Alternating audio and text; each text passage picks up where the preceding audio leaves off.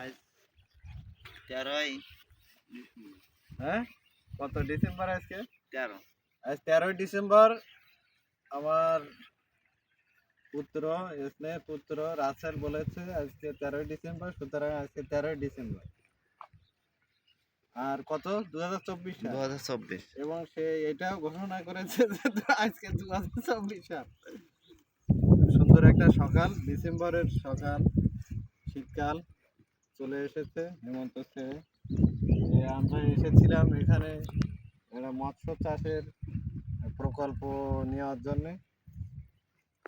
তো এই হচ্ছে আমাদের মৎস্য প্রকল্পের জায়গা। এখানে 10 বিঘার মতো জায়গা রয়েছে, 3টা অংশ বিভক্ত করা যাবে। আজকে প্রথমে আসলাম। জায়গাটা হচ্ছে আমার শ্বশুরবাড়ির লোকজনের, অর্থাৎ শ্বশুরদের। তো মামার শ্বশুরের মূলত। তো যাই হোক, আমরা একটা এক্সপেরিমেন্ট করতে যাচ্ছি। মাছ হবে সুন্দর, চিংড়ি মাছ।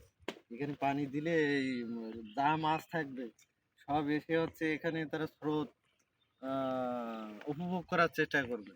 এইগুলা অভূতপূর্ব একটা দৃশ্য হবে বলে আমরা মনে করছি। অমাবস্যা পূর্ণিমায় সমস্ত মাছ চলে আসবে। এই যারা খরকুন মাছ বলে এলাকায়, খল্লা মাছ, এইগুলা উপরে ভাসে, দেখতে অনেক সুন্দর লাগবে। এই জায়গায় প্রকৃতির সাথে অন্য প্রাণীদের যে একটা সংবেদনশীলতা, সেটা সম্পূর্ণভাবে উপলব্ধি করা যাবে। কাঁকড়া উঠবে। এক ধরনের কাঁকড়া কি থাকে, ঘিলু থাকে, আরেকটা থাকে না, সে একটা আমরা লাইট চেক বলি। একটা কাঁকড়া, একই কাঁকড়া, কিন্তু একটার মধ্যে দিয়ে লাইট পাস করবে আর একটা পাস করবে না। পাঁচ যেটা করবে না, মানে ওর মধ্যে অনেক ঘিনু রয়েছে, যেটা অনেক সুস্বাদু, এবং তার মূল্যমান হবে 1 কেজির দাম 1000 টাকা। একই সাইজের একটা কাঁকড়া আপাত দৃষ্টিতে একই মনে হবে, কিন্তু যেটার ঘিনু থাকবে না, অর্থাৎ লাইট পাস করে যাবে, সেটার দাম হবে কত? 700 টাকা। 700 টাকা, তারও কম, 500 টাকারও কম।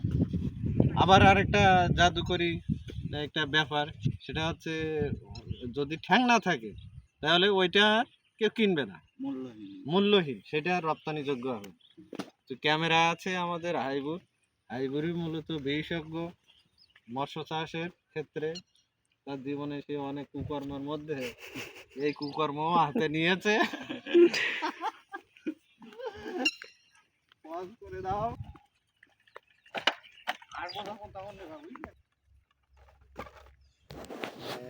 গ্রামীণ পরিবেশ, গাছ, এই গাছের যে উৎপত্তি, সেটা হয়েছে পানিকে প্রবাহমান জলরাশির কল্যাণে। ব্যাপারটা এরকম যে এই গাছের যে বীজ, সেটা পানিতে ভেসে এসে কিনারায় লেগেছে। সেই কিনারায় লাগা বীজ থেকেই এই গাছটা উৎপন্ন হয়েছে। এর নাম গেওয়া গাছ। এই গেওয়া গাছ যখন হয়, তখন একই কিনারায় হাজার হাজার গেওয়া গাছ হবে, এবং এর কারণ হচ্ছে এই স্রোত যেখানে যাবে, ওর কিনারায় হচ্ছে ওর বীজগুলা ডিসপার্স হবে। সে একটা প্রকৃতির লীলা খেলা। ওখানে গোলপাতা রয়েছে। গোলপাতা হচ্ছে সুন্দরবনের একটা অন্যতম উদ্ভিদ। আর এখানে শাকও, সেই আবহমান বাংলার গ্রামীণ জীবন, প্রকৃতি, এখানে জল, জঙ্গল এবং জীবন একাকার হয়ে রয়েছে। তো আমরা এখন রয়েছি কোথায়? কলিমাখালী চৌরাস্তা। কলিমাখালী চৌরাস্তা। তো আমরা এবার ক্যামেরার পেছনের লোককে একটু সামনে নিয়ে আসবো। রাসেল ক্যামেরাটা ধরবে। দুইটা বাস মারামারি হচ্ছে সামনে।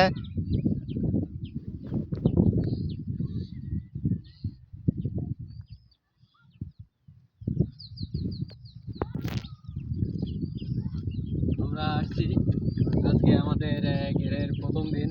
আমরা ঘের দেখতে আসছিলাম, পরিদর্শন করতে আসছিলাম। আর এই যে নেট, এখানে খাল, এটা খাল বিল, যেটা পানি নদীতে সরে এবং আবার ওঠে, জোয়ার ভাটা খেলে, এবং জোয়ার দিলে এখানে জাল পাতা আছে, ওখানে আটন দিলে বিভিন্ন রকম মাছ পড়ে, চিংড়ি মাছ, কাঁকড়া, অনেক বিভিন্ন রকম মাছ পড়ে। এবং আমাদের এই পাশে ঘের নিচ্ছি, এই ঘেরে আমরা মাছ চাষ করবো। তো তাহলে আমাদের যদি সুদর্শন মুখের দিকে ধরো, এখন হাইবুড়ির মজার ছলে অনেক রসিকতা করলাম। আসলে হাইবুড়ির নিয়ে দুঃখ বা একটা সমবেদনাতার দিকে চলে যাবে যদি তার জীবনটা আমরা পর্যালোচনা করি। সে ছোটবেলা থেকেই অনেক কর্মঠ, নিজেই নিজেকে চালায়, আর্থিকভাবে সে অর্থের সংকুলন পরিবার ওইভাবে তার কখনো নিতে পারেনি।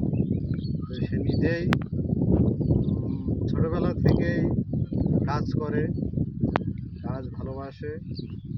সে 5, 6, 7 বছর থেকেই সে জীবন যুদ্ধে জড়িয়ে গেছে অর্থ সংস্থানের জন্যে, পরিবারকে একটু স্বস্তি দেওয়ার জন্য আর্থিকভাবে।